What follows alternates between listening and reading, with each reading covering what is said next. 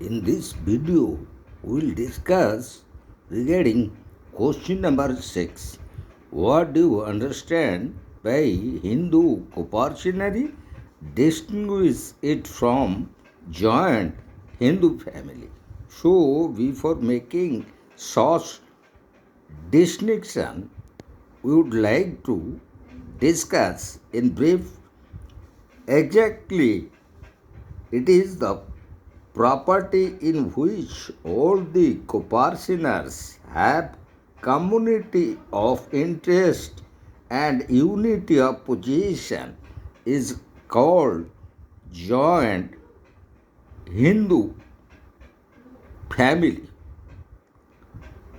So, such property consists of ancestral property, property jointly acquired by the members of the joint family, separate property of a member thrown into the common stock with the intention of abandoning all separate claims on it, and fourthly, property acquired by all or any of the coparceners with the aid of joint family funds. And regarding ancestral property, is a species of joint family or coparcenary property. By the phrase ancestral property is meant that property which descends from father, father's father, or father's father's father. This is the only property in which his issues, for example, the son, grandson, and great grandson acquire an interest with him by birth. The following kinds of properties will constitute ancestral property with its incidental characteristics. Namely, such property will devolve by survivorship and not by succession. Secondly, it is property in which the male issue of the coparceners acquire an interest by birth.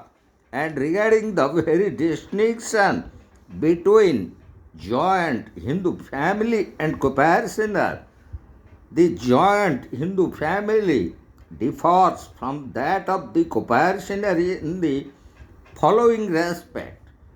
First of all, while a joint family is unlimited, both as to the number of persons and remoteness of their descent from the common ancestor, a coparcenary is thrown open to only certain members of the joint family. And secondly, a coparcenary is limited to males of the family who are within the rule of 4 degrees inclusive of the ancestor or the head of the family for the time being, while there is no such limitation in case of a joint family. Thirdly, a coparcener being confined to males only must come to an end with the death of the last coparcener or the sole surviving coparcener, as is called, while a joint family may continue even after his death and may consist of females only. And fourthly, though every coparcenary is joint family or part of one, the converse is not always true. Every joint family is not a coparcenary.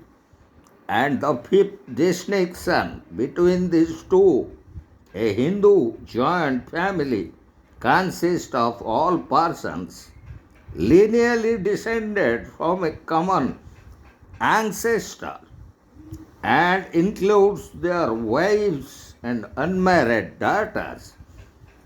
A Hindu coparcenary is a much narrower body than the joint Hindu family.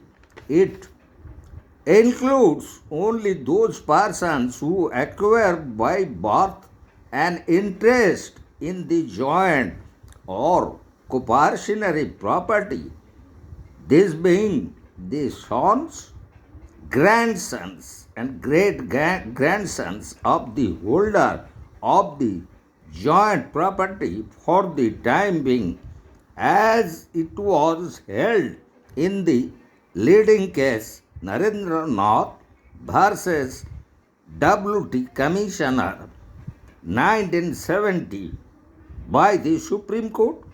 So also previously, as already we have discussed, regarding the very coparcenary property and the joint family property.